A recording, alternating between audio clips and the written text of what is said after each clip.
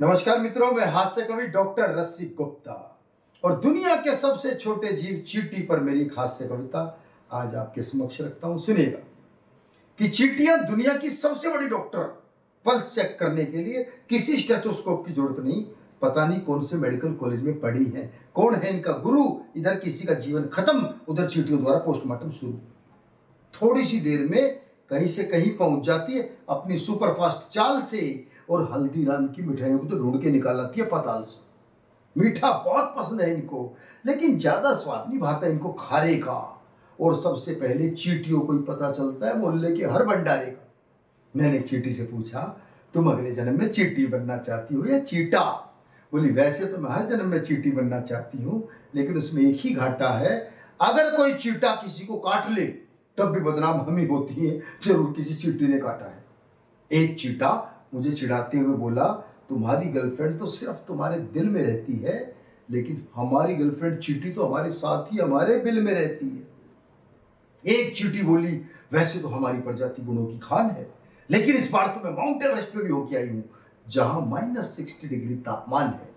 तो mount Everest से लौटा एक पर्वतारोही बोला, मैं नहीं मानता और कोई दम नहीं है चींटी रानी तुम्हारे झूठ में। चींटी बोली, अरे बावड़े, मैं तो छिपी बैठी थी तेरे स्लीपिंग सूट में। दिमाग बहुत है हमारे अंदर, भले छोटे छोटे से हैं पैर, और एक बार तो किसी की जेब में बैठ के बिना पासपोर्ट लंदन तक की कर गई सैर। हम चींटियां एक बार चलें तो चलती ही जाएं, किसी अंतरिक्ष यान की तरह, या फिर किसी भारतीय महिला की जुबान की तरह, या फिर किसी भारतीय महिला की जुबान की तरह। उन दो पंक्तियों पर आपका विशेष आशीष मुझे चाहिए कि चींटी कहती है, दुनिया के अलग अलग हिस्सों में मेरे साथ अलग अलग व्यवहार होता है, लेकिन धन्य है सनातन धर्म, धन्य है सनातन संस्कृति, जहां हमारे बिलों पर आटा डालकर हमारा सत्कार होता है।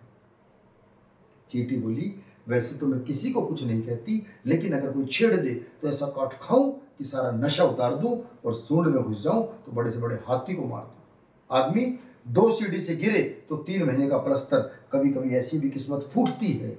और उधर चींटी को देख लो, छत से गिरे उठ के चल दे, अगली की टांग तक नहीं टूटती।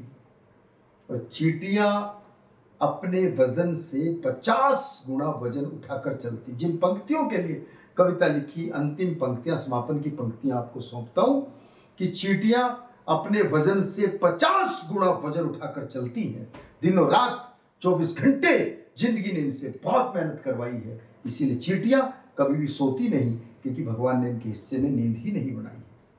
और जब नींद नहीं तो सपने नहीं, इसलिए सपनों की दुनिया को छोड़ो और जीवन में आगे बढ़ने के लिए इन कर्मठ चींटियों की तरह अनवरत दौड़ो। अब देखना यह है कि हम में से कौन कौन है जो अपने उद्देश्य की प्राप्ति के लिए अपना सर्वस्व झोंक सके। फिर देखना, दुनिया की कोई ताकत नहीं जो हमें हमारी लक्ष्य प्राप्ति से रोक सके, जो हमें हमारी लक्ष्य प्राप्ति से रोक सके।